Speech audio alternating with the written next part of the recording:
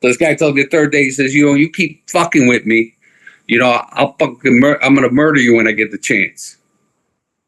I turned around and looked at him. No, I had 5 years on the job. He thought I was a rookie. I said, nah, that's not going to happen.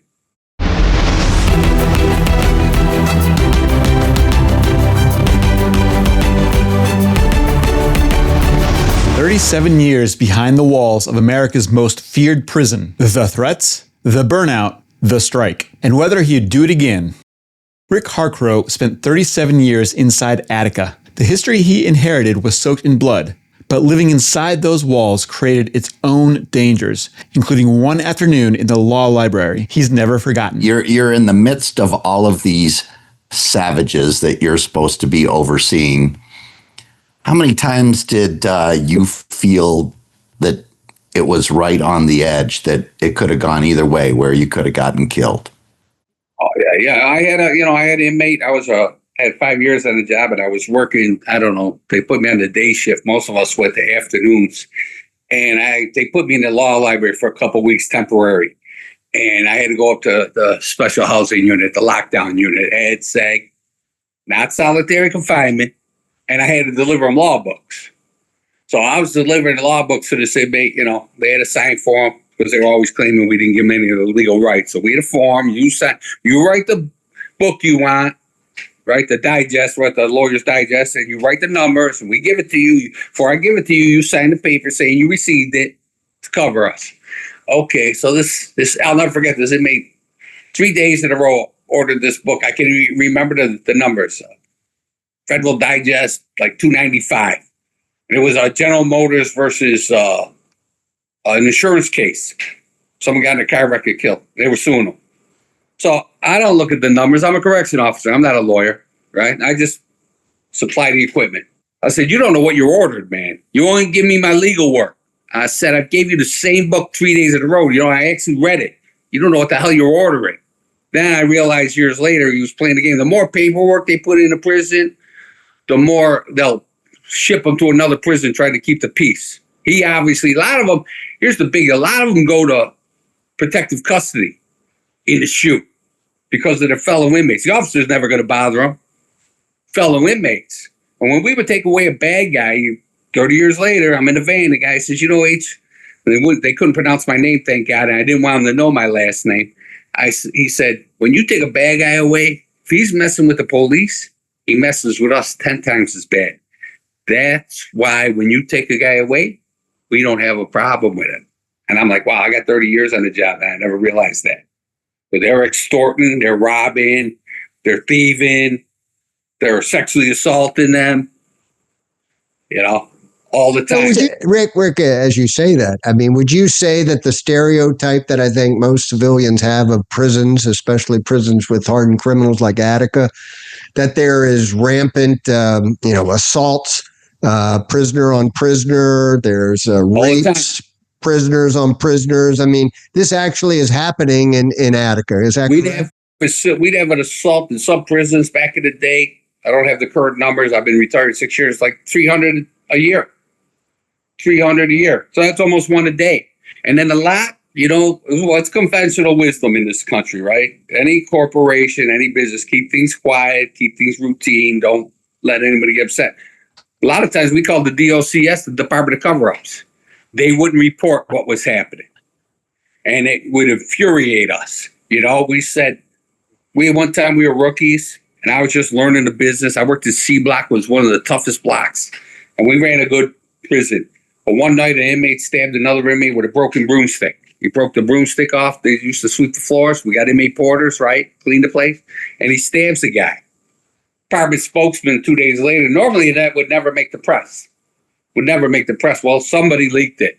Or somebody let it out. And the department spokesman said, nobody got stabbed with a knife. And we all looked at each other. What the hell is this idiot saying? Right. Nobody got stabbed with a knife. He got stabbed with a broken broom handle. Does that make a difference to the stabbee? Mm-hmm. And that's when we started to realize, the politics in this world, the cover it up. We called it the DOCS, Department of Cover-Ups. That was the joke between the staff. That's great. We would tell them, why aren't you prosecuting? And they used to tell us, well, it was money. And if the guy's doing 20 years, why are we going to prosecute him? And it would infuriate us. And I'd say, yeah, well, give him 3 years consecutive. Because once in a while, they'll do what is it? Consecutive or concurrent, where they add on 3 more years, not run it at the same time. We're like, you're not teaching these guys anything. Yeah. And it was terrible. I have a comment and then a question. Getting back to what you all were describing, life for a correctional officer behind the walls, dealing with the dregs of society, etc. I met one of your friends, Rick, a correctional officer from Michigan, and we were discussing, how much appreciation do you ever get as a correctional officer? Do you ever get a thank you? And he said to me, Craig, I worked for more than 30 years behind the walls at a prison facility in Michigan. And he said, I got one thank you the entire time I served. And he said that was a prisoner who actually suffered a heart attack. He did CPR on him, saved his life.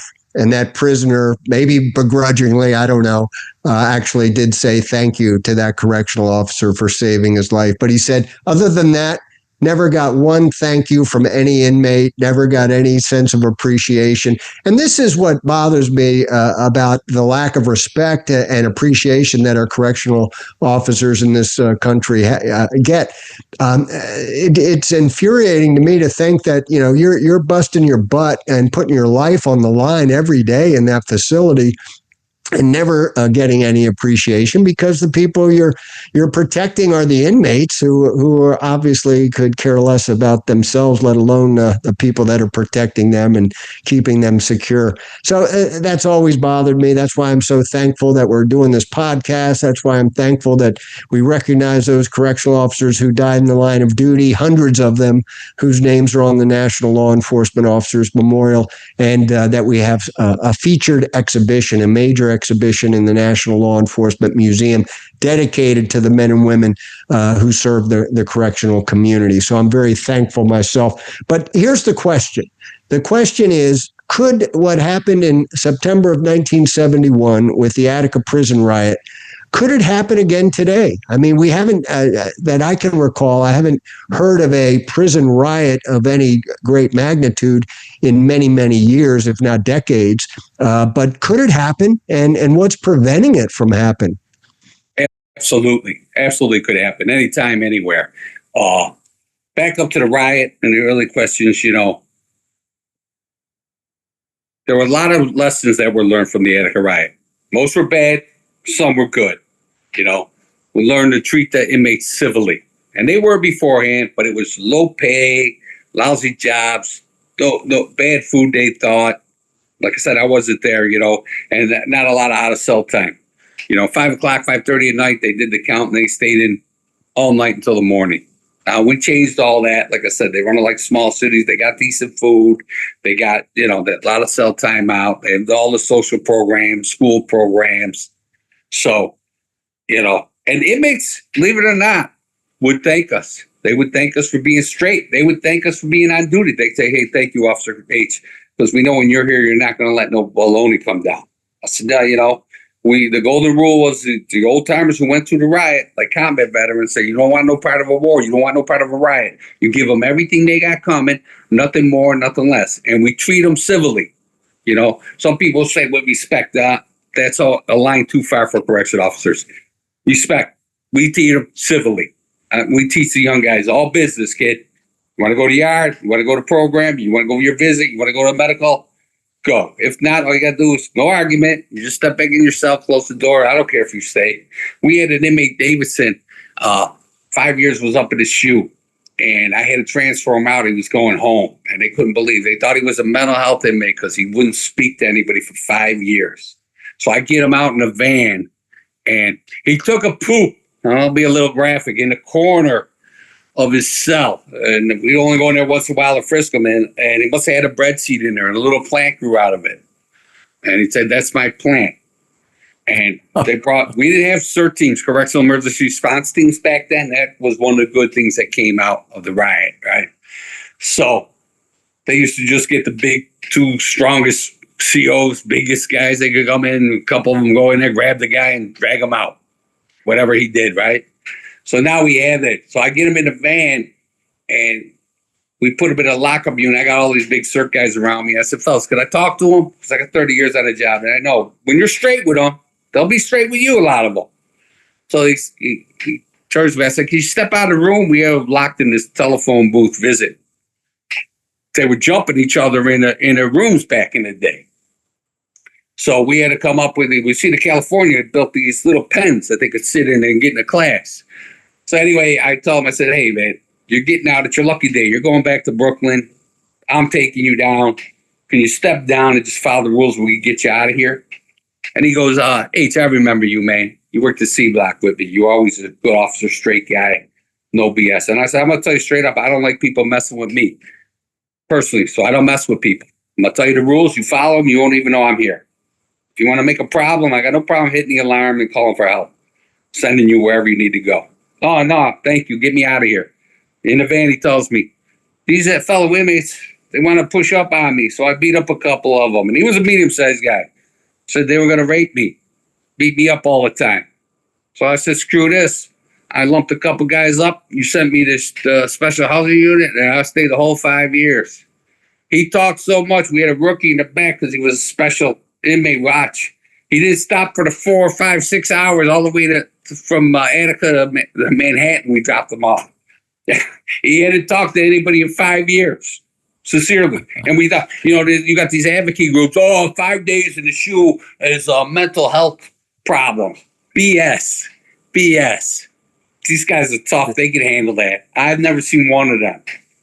So Rick, we had 25% of inmates with mental health issues. Sincere. I worked the mental health unit for 10 years in my earlier years. So, Rick, I want to change the subject a little bit because I want to bring it back to some recent events, and I want to get your opinion on those things. So, could I stop you 1 second?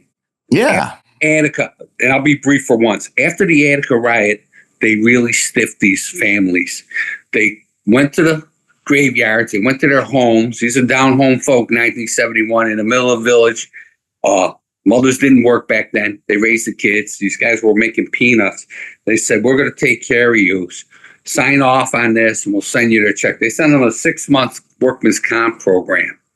And then one family had 8 kids. They were under the poverty line. And once they signed off on that check, they eliminated their right to sue. Now, I'm understanding with police and firemen that if they get killed in the line of duty, and that's what happened to these officers, they'll promote them to the next level and give them their money and a pension. They didn't do that. They gave them some little life insurance policy that was peanuts back then, and then they were on their own. It was so bad the town actually came up with a little program with a little bit of money that if some poor widow needed a roof, they'd fix their roof. But if somebody needed their sink or their toilet or plumbing, they'd have to wait till the next year. 20 years later, approximately, they gave the inmates a $12 million award for the excessive force. That's when this Attica Forgotten Victims group, the officers' families, came to light. I had become a union leader in Attica, and I couldn't believe these stories either, that the state would do that to them. Bad enough they got killed in a riot, then they just hung them out there. And they formed this little group, these little poor little ladies who had lived in poverty for 20 years with families. This down-home moms, they didn't work back then. And when they told me the story, that poor Dee Quinn, she was a spokesman for them. She was 5 years old. Her father was William Quinn, that was murdered in Times Square. She hadn't seen her father for 5 years. Since she was 5 years old. So, 25, 30 years. Yeah, some crazy stories, huh? So we actually, Governor George Pataki, excellent man, should have been the president. He heard our stories and he agreed with us, and they gave him the same money that they gave to the inmates, a $12 million total figure over so many families. I don't know the details. It was none of my business. But, Yeah. He actually did the right thing. So I want to give him kudos. But people don't know that these poor families lived in poverty for all them years. And they told them, don't talk about this to anyone. And these poor down-home folks never did. There was one woman, must have had a smart family. I forget who her husband was or family member. They told her, don't sign it. The lawyer came to us and he said, I got that check. It's in my safe. And 30 years later, she got like $1 million settlement. Wow. So And you know, by the way, that was before the Public Safety Officers Benefits program was put in place by Congress. 1976, they started providing a federal death benefit to the families of public safety officers killed in the line of duty. And those correctional officers at Attica would today be eligible to receive that death benefit, which is hundreds of thousands of dollars today. It's gone up each year with the cost of living adjustment. But you point out a very important point that back then the families were not well taken care of at all. The families of those officers who died during the Attica prison. and let me give up 1 minute. Let me give up the New York State Department of Corrections or New York State Legislature. We had in our contract that if you got the federal money, that they would deduct any money that the state gave them. Who would ever agree to that kind of a Crazy? That's very That's what unfair. we said. The New York State Department of Corrections, the New York State. I don't know why. Somebody told me, I don't know if it was the Riot, 1979, probably accumulation of both. That for some reason, the state did not like correction officers. And I believe that. Maybe because we're a vocal group, where other state employees will keep quiet. But COs, they're law and order guys. They really were. At Attica, I was proud of them. Rick's 37 years inside gave him a clear lens on the debates shaping American corrections today. Rick, it was a very good thing. It was a great thing that you were part of the union and leading that union and leading the charge to support all these correctional officers, because it's a tough job, unrewarding job, and it's great that you stepped up to the plate and did the right thing. And all the years of experience you have now, I want to ask you two questions now to change the topic. The discussion these days is about opening Alcatraz again. I want to know what you think about that. Right? Well, I'll tell you, I'm a law and order guy and I believe in rehabilitation, but you got murderers, whether they're cop killers or people. People I go, well, what does a cop get special treatment? Because the poor guy, law enforcement officer, puts his uniform on to try to protect and serve us. He should get double the protection. But no, if somebody stabs and kills my mother, no, he should go to jail forever too. I tell guys, no, I argue with my own colleagues. No, a killer, stay locked up. No, look, they've let out 40,000 inmates in New York, and they're trying to tell us that the crime rate's going down. I'm telling you, there ain't no way in hell 40,000 career criminals out in the streets aren't bringing the crime rate up. And my cop buddy said, Ricky, there's no federal or state requirement to report crimes anywhere. So we know, they're doing all kinds of BS. All you got to do is watch. I love the New York Post. They're right wingers, but they put the subway, the woman gets burned alive, stabbed, people getting shot. I'm like, come on. You need a secure environment for killers. And so more prison. That would be a yes. That would be a yes. That would be a yes on Alcatraz. Absolutely. Yeah. The problem with this country is like, well, if it don't happen to me, I'm okay with it. If you lose your job, I feel bad, but I'm okay with it. But So when it happens to them, then it's not okay. I said, you got to think like that's your mother, your father, your brother, your sister, right? Your neighbor. How would you feel? Of course you want them locked up forever. Yeah, they want them more than locked up, believe me. Oh, Hey, yeah. So here's the other thing. So all of your years of experience, you've been on the inside there. I want to hear your thoughts and perspective on the Jeffrey Epstein suicide in custody. What do you think? We say, Tell us. you'll never know. Truthfully, we'll never know. But what do you Somebody think? do it. The cameras are bad. Well, I would think personally, this guy was no dummy, and he was a math teacher who manipulated the market, right? He was a big shot in his own little crew before they found out he was such a despicable human being, right? He could have hung himself. He could have hung himself saying, well, I went from being a kingpin to now I'm a scumbag like everybody, all these other bumps in the world. Can you imagine going from, I live in a modest home, 2,000 square feet in suburb. You imagine going from them mansions to a 6x9 cell. You sleep 2 feet from your toilet, which I'm okay with. What a lifestyle change, no doubt. Right? But it was kind of the perfect storm of how everything kind of happened And, you know, do you think that's a... the bad for them? No, not with the heinous crimes they committed. No, you push it. You know, we laugh at these big stars and these wealthy individuals. You could meet a woman anywhere in the world, or a man, whatever you're into. Why would you go after underage, or why would you force anyone, or why would you? If regular guys like us can get dates. I think they drive a Chevy. If I got a Ferrari, I'm sure some women in my neighborhood wouldn't mind going for a ride with me. Hey, so what do you say then? So what's the bottom line for you? You think he did commit suicide? You know, truthfully, I've seen them. I've seen them all the time. People commit suicide in prisons. I believe he could. I believe he could. Yeah. I believe. How does it work, though? It's my understanding that he attempted to die by suicide earlier than the actual suicide that they claim cost That's his life. true. Somebody dropped the ball. Right. So he's under a suicide watch. So my question to you as a correctional officer is, okay, what special measures are taken to prevent that person from dying by suicide, and why didn't that save his life? Well, years ago, we had a really good system. Like I told you, 1984, when I got in there after the riot, they learned a lot of good lessons. We would take a guy's strip cell. We would take all his clothes. We put him in a cell with some of them were just like a concrete bed. Some were to steel. No fabric at all. And he would sit in there butt naked until he learned to. That was the way. And then these advocacy groups said that was inhumane. And we said, well, when we give them their clothes, they hang themselves with their pants or their shirts or their. And then they came up with this Barney Rubble suit. It looked like the Flintstones or the old one-piece shoulder straps that Fred and Barney wore. And it was fabric, made us strong. Well, these guys learned that they're ingenious, these bums. They ripped it apart and they'll take the strings, they'll hang themselves with that. In fact, we had an incident in Attica where they blamed the officers and the sergeant on this suicide. And I said, because you make us give them their clothes back. You people don't listen to comments. Get to the legislature making these laws and say you're wrong.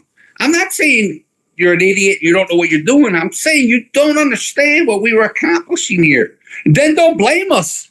When you had a sergeant fired and an officer's fired over that, and they were good officers. I'm like, you make them give them the clothes, and nobody in the superintendent and his depths won't go in there and say, hey, well, the laws say we have to give them their clothes, and they used it. And we would, for people who don't understand, we don't have one-on-one officers. Like I said, we had 600 officers, 2,200 inmates. Back in the day, we had to make rounds like every hour. Then for me in the mental health unit, it was like every half an hour. Now I believe they got them like every 15 minutes. But what people don't understand is I'm making around every 15 minutes, and you got me on camera. He has 14 minutes to hang himself before I'm back.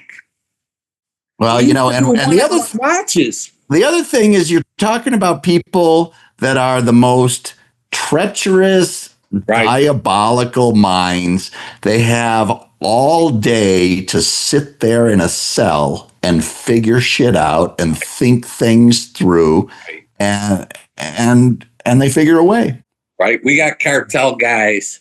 We had mafia guys. We had every, different gang members you could believe it. It was funny. Like I said, New York, in some states, big states like California, they got guns and they got double the population. Their business is just running people. They say they never get a chance to talk to them. Well, we didn't have guns, so we had to talk to these guys. And when you get them alone, they tell you everything, These guys sit around talking. The Colombians just tell us, money in this country don't mean nothing, officer. In Colombia, I get girls, I get food, I get drugs, I get booze right to myself. And the young rookies would go, what? I go, no, you ever go on Netflix. There's reporters who do these documentaries. It's all true.